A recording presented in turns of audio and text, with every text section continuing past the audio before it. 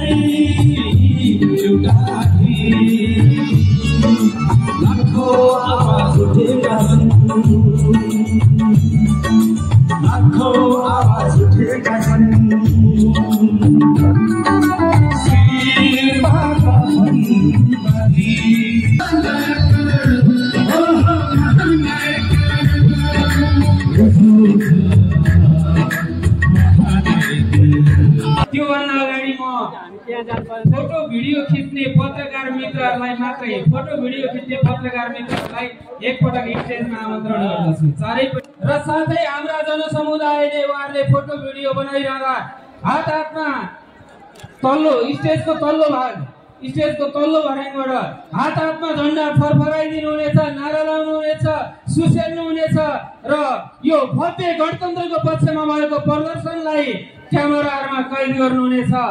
म एकपटक झण्डा फरफराइदिनु हुन हार्दिक अपील गर्दछु।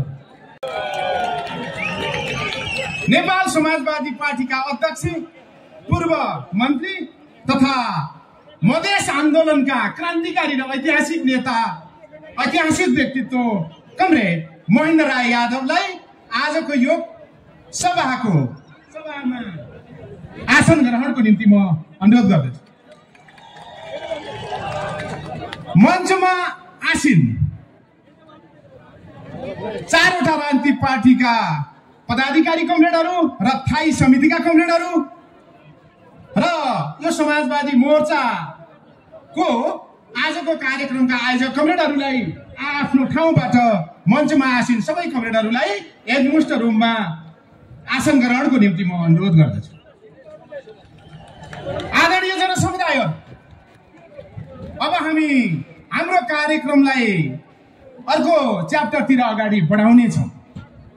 नेपाली जनताले विगतदेखि वर्तमानसम्म निरन्तर सङ्घर्ष गर्दै आयो, अहिले पनि सङ्घर्ष गरिराखेको छ।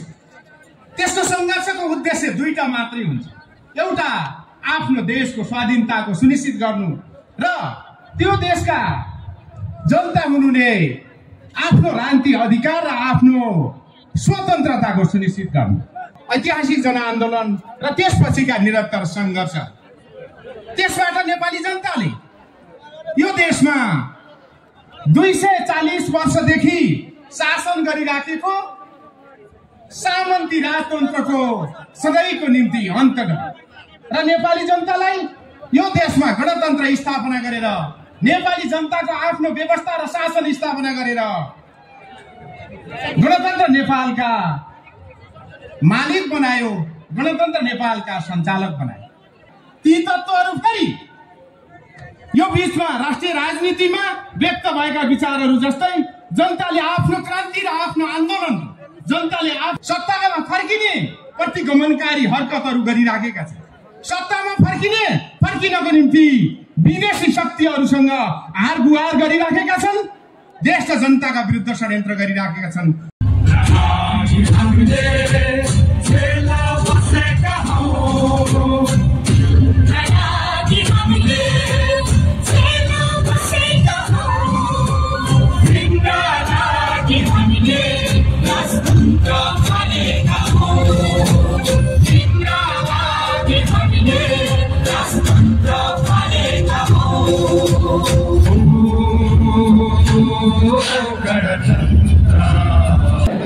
अहिले पनि संघीय लोकतान्त्रिक गणतन्त्र समावेशी प्रति जुन प्रकारको अवस्था छ, अपिल गर्न चाहन्छु अन्य संविधान निर्माता दलहरू पनि अब यो संहिता र लोकतन्त्र गणतन्त्र बचाउनको लागि, देशमा व्यतिथिको स्थितिमा ल्याउनको लागि समाजवादी मोर्चासँग होइन सहकार गर्नको लागि पनि अपिल गर्न चाहन्छु। हामी चाहन्छौँ कि यो देशमा अब कुनै प्रकारको द्वन्द्व नहोस्। जुन प्रकारको अहिले द्वन्द्वको स्थिति हामीले हेरिरहेका छौँ, त्यो के हो भने अहिले अब देश के चाहन्छ, देशमा यो प्रतिगामीहरू, यी पुनरुत्थानवादी शक्तिहरू यो देशमा अब द्वन्द्व निम्ताएर यो देशको अवस्थालाई फेरि कमजोर पार्न चाहन्छ। त्यसकारणले आज यो विशाल जनसमुदायबाट आज मलाई चाहिँ कि सबैलाई चेतना भएको होला जस्तो मलाई लाग्छ। यही स्थितिमा म भन्न चाहन्छु कि अब यो अवस्थामा अब देशको अर्थतन्त्रलाई सुधार गर्नको लागि, देशमा बेरोजगारी समस्या हल गर्नको लागि, देशमा भएका जटिलताहरूलाई, देशबाट युवा पलायन भइरहेका विषयहरूलाई गम्भीरता साथ अहिले सबै दलहरूप्रति एउटा वितृष्णा जागेको छ। म अपिल गर्न चाहन्छु यो वितृष्णाको मिटाउनको लागि यो लोकतन्त्र र यो संहिता ल्याउने दलहरू सबै मिलेर अहिले जानुपर्ने स्थितिमा देखिरहेको छ। यी सबै यथावत विषयहरूलाई समाधान गर्नको लागि यो देशमा यो सरकारलाई खबर गर्न चाहन्छु, खबरदारी गर्न चाहन्छु कि अब देशलाई नेपाली जनताको सार्वभौम अधिकारलाई र सत्तालाई बचाउनको लागि अब यो सरकार अहिले जुन प्रकारको गतिविधिमा हिँडिरहेको छ, मलाई त विश्वास लाग्दैन कि यो सरकारबाट अब यो संविधानको रक्षा हुन्छ। संविधानको रक्षाको लागि, गणतन्त्रको रक्षाको लागि, संहिताको रक्षाको लागि अहिले धेरै ठाउँबाट संहिताबाट प्रहार भइरहेको छ। म भन्न चाहन्छु संहिता देशको लागि, देशको एकताको लागि, अखण्डताको लागि पुगेको छ। संहिताको लागि जुन प्रकारको ऐन कानुन बनेन, अहिले संहिता हटाउन जुन प्रयास गरिरहेको छ, मलाई चाहिँ देशबाट संहिता हट्यो भने देशमा द्वन्द्वको सृजना हुन सक्छ। त्यसकारण भएको उपलब्धि रक्षा गर्नको लागि र अन्तमा भन्न चाहन्छु कि अहिले जुन प्रकारको कुलमान घिसिङलाई जुन प्रकारको सरकारले अनुचित प्रकारले प्रतिशोधको भावनाले हटाइएको छ, यसलाई पुनः सरकारले गम्भीरता साथ सोचोस्। त्यस्ता व्यक्तिहरू जसले देशलाई उज्यालोलाई अन्धकारबाट उज्यालो ल्याउने काम गरेको छ, त्यस्ता उहाँलाई विशेष धन्यवाद। यसपछि म यहाँहरूको बीचमा वक्तालाई निम्त्याउँदैछु। नेपाल कम्युनिस्ट पार्टीका महासचिव, समाजवादी मोर्चाका संयोजक, नेपालको पछिल्लो क्रान्ति आन्दोलनका एउटा आशा र एउटा प्रेरणाका स्रोत, एकीकृत जनक्रान्तिको कार्यदशा विकास गरेर अहिलेको नेपालमा विशेषताको क्रान्तिको नेतृत्व गरिराखेका नेता, आम नेपाली जनताको पछिल्लो भावना र आकांक्षा, विचार र राजनीतिको प्रतित्व गरिरहनुभएका आदरणीय नेता कमरेड विपक्षीलाई आफ्नो महत्त्वपूर्ण मन्तव्यको नीतिमा मञ्चमा निम्त्याउँछु। प्रतिगामी षड्यन्त्रको विरुद्धमा आयोजित विशाल जनसभामा उपस्थित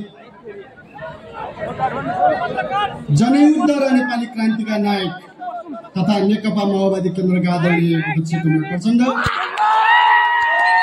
जनआन्दोलनका नायक र पछिल्लो कम्युनिस्ट आन्दोलनका स्थापित व्यक्तित्व नेकपा एकीकृत समाजवादीका आदरणीय अध्यक्ष कमरेड माधव नेपाल, मधेस आन्दोलनको नेता समाजवादी मोर्चाका सदस्य कमरेड महेन्द्र राय यादव, चारवटै पार्टीका सचिवालयका सहयोगका कमरेडहरू, आदरणीय नेता कमरेडहरू, मञ्चमा आसीन नेता कमरेडहरू, आदरणीय शहीद परिवार, बेपत्ता योद्धाका परिवार, घाइते कमरेडहरू, पत्रकार बन्धुहरू र प्रतिगामी षड्यन्त्रको विरुद्धमा चुनौती दिनको लागि यो काठमाडौँको मैदानमा उपस्थित हुनुभएका नौजवान साथीहरू, आदरणीय जनसमुदायहरू, नेता कमरेडहरू, हामी यो देशका गणतन्त्रका नागरिकहरू हौं। हामी खडा छौं काठमाडौँमा आज। हामी गणतन्त्रका लागि लड्ने पछिल्ला योद्धाहरू। 400 वर्ष पहिले हाम्रा अग्रजहरूले पार गरेको यात्रा नेपाली जनताहरूले 400 वर्षपछि कठिन लडाई, त्याग, तपस्या, बलिदान, थुप्रा सङ्घर्षको बीचबाट गणतन्त्रमा हामी पुगेका छौं। आजको दिन सबभन्दा पहिला गणतन्त्रवादी मोर्चाको हैसियतले हाम्रो समाजवादी मोर्चाबाट चैत्र 15 गते काठमाडौँमा प्रदर्शन गर्ने र सभा गर्ने घोषणा गरिएको थियो र हामीले घोषणा गरिसकेपछि राजावादीहरूले पनि आजकै दिन प्रदर्शन र सभा राख्ने घोषणा गरे। त्यसबाट उनीहरू कहीँ न कहीँ वातावरणलाई धमिल्याउन चाहने, उत्तेजित पार्न चाहने, आतंकित पार्न चाहने मनसा त देखिएकै थियो। तर आज मैले यहाँ बोल्दै गर्दा मैले सेक्युरिटीसँग लगातार बुझिरहेको छु। 12 वर्ष ढुङ्ग्रामा हाले पनि कुकुरको पुच्छर बाङ्गै भने जस्तो त्यहाँको सभा मण्डले अराजकताको पराकाष्ठा भएको छ। तिनकुने अहिले मण्डले अराजकताको सबै प्रतिगामी निरङ्कुशतावादीहरूको एउटा प्रतीक जस्तो बनेर देखिएको छ। त्यहाँ घरमा आगो लगाएका छन् मण्डलेहरूले। त्यहाँ पुलिसमाथि ढुङ्गा प्रहार गरेका छन् मण्डलेहरूले। उनीहरूले चाहेका छन् के 1-2 जना मान्छे मरुन् र देशभरि आतंक फैलियोस् भन्ने चाहेका छन्। त्यो राजावादीहरूको चरित्र हो। हामी यहाँ आदरणीय जनसमुदाय 50,000 लाखको वरिपरि हामी यहाँ जम्मा छौँ। तर बडो शिष्ट, बडो संयमित, बडो अनुशासित र आफ्नो उद्देश्यप्रति समर्पित नागरिकहरूको एउटा विशाल सेना यहाँ खडा छ। त्यसकारण तुलना गर्नु गणतन्त्रवादीहरूको चरित्र राजावादी मण्डलेहरूको चरित्र आजै चैत्र 15 गते सम्पूर्ण नेपाली जनताले देख्ने गरी, सम्पूर्ण नेपाली जनताले बुझ्ने गरी काठमाडौँमा प्रदर्शित भयो। म उनीहरूलाई चुनौतीको साथ फेरि एकचोटि भन्न चाहन्छु, नेपाली जनताको र नेपालका राजनीतिक दलहरूको उदारतालाई कमजोरी ठानेर इतिहासलाई पछाडि फर्काउने दुस्साहस नगरियोस्। मैले ज्ञानेन्द्र शाहलाई मधेसमा अभियानमा अगाडि बढ्दै गर्दा भनेको थिएँ, विगतमा उनले धेरै गल्ती गरे र त्यो गल्तीको परिणाम उनले भोगिरहेकै छन्। अब अर्को गल्ती गरे भने उनले भोग्न केही पनि बाँकी रहँदैन। खबरदार।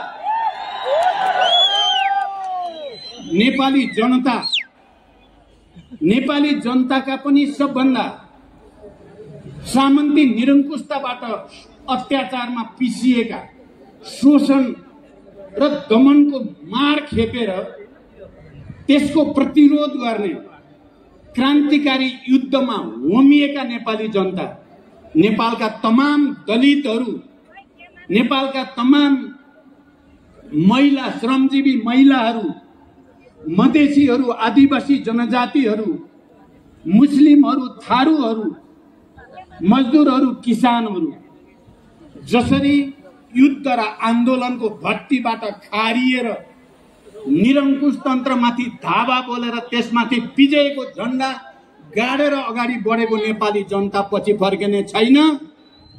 सामन्ती निरङ्कुशतावादीहरूका दिवा स्वप्नहरूलाई चकनाचुर पारेर अझ अगाडि बढ्नेछ भन्ने विश्वास म व्यक्त गर्न चाहन्छु।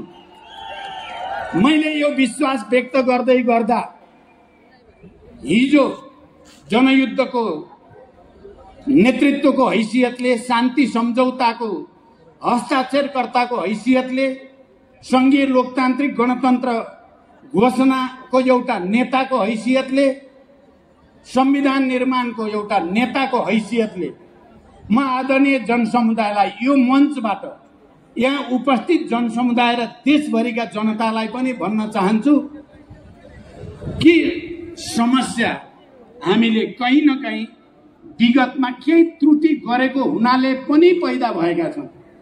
म पुरै इमानदारीका साथ समाजवादी मोर्चाको तर्फबाट र मेरो तर्फबाट पनि तपाईहरुसँग गम्भीर आत्मसमीक्षा पनि गर्न चाहन्छु।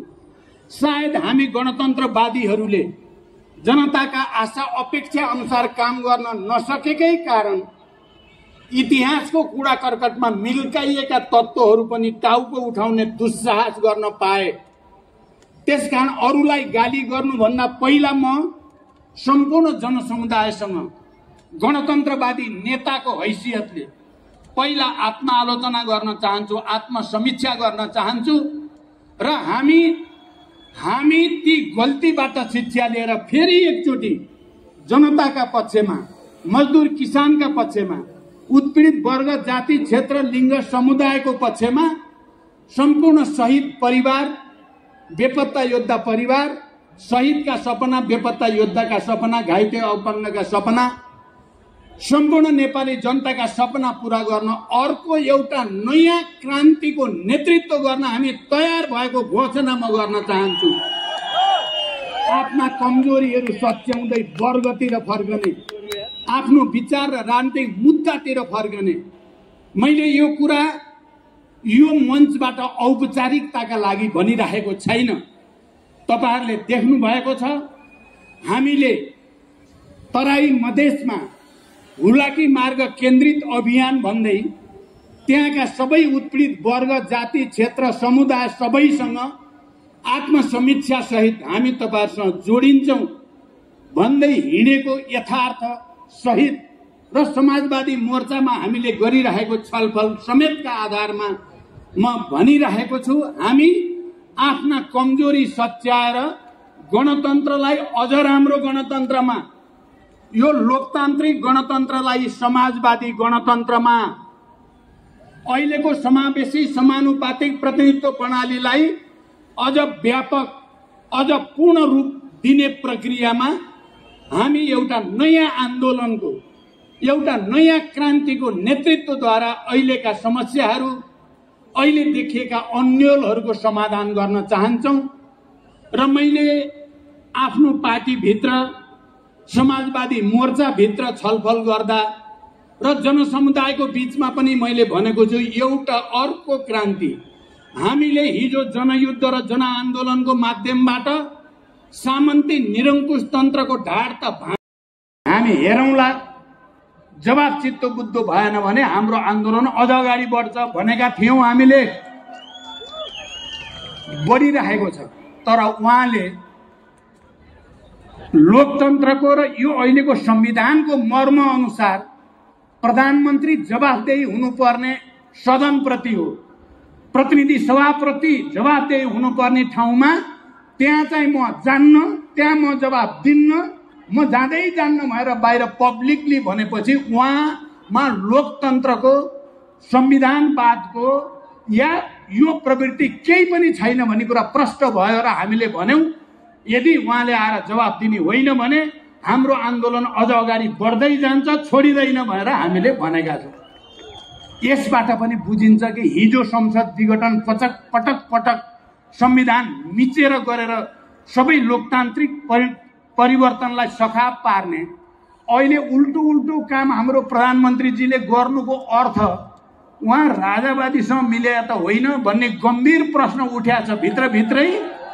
भित्रभित्रै उहाँ हिजो पनि कहीँ न कहीँ मिल्न खोज्नुहुन्थ्यो, किनभने गणतान्त्रिक आन्दोलन हाम्रो माधव नेपालजीको नेतृत्वमा चल्दै गर्दा बैलगाडावाला सिद्धान्तको प्रतिपादक हो नि केपीजी, आउन सक्दैन गणतन्त्र। त्यहाँ उहाँलाई गणतन्त्रसँग रिस छ। उहाँले यो गणतन्त्र भनेपछि माओवादी देख्नुहुन्छ, माओवादी भनेपछि प्रचण्ड देख्नुहुन्छ, त्यसपछि कसरी सखाप पार्ने भन्ने बाहेक उहाँको दिमागमा छैन। त्यसो अहिले उल्टो उल्टो काम गर्दैखेरि त राजावादीलाई फाइदा हुने भयो, त्यो त होइन प्रश्न छ। त्यो कुरा उहाँले पुष्टि गर्न सक्नुपर्छ। उहाँ गणतन्त्रवादी नै हो भन्ने कुरा पुष्टि गर्नको लागि उहाँले प्रतिनिधि सभालाई सम्मान गर्नुपर्छ, सम्पूर्ण प्रतिपक्षको आवाजहरूलाई सम्मान गर्नुपर्छ अनि सदनमा आएर जवाब दिनुपर्छ। तर दिने लक्षण छैन, उहाँको अहंकारले त्यो दिँदैन। यस्तै अहंकारले चीजहरू बिग्रिरहेको छ। खैर जे होस्, आदरणीय जनसमुदाय, अब म दुई तीनटा कुरा भनेर टुङ्ग्याउन चाहन्छु।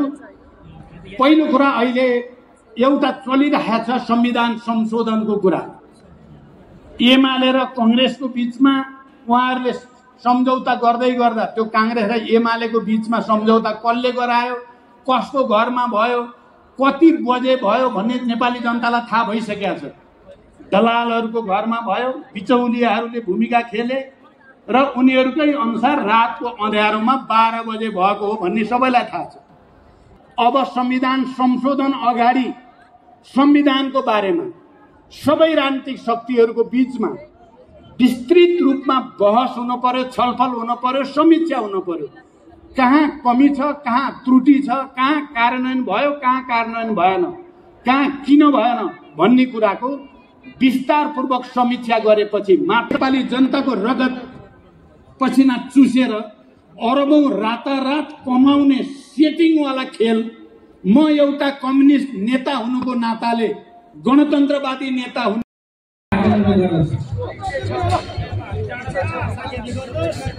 सम्पूर्ण युवा साथीहरू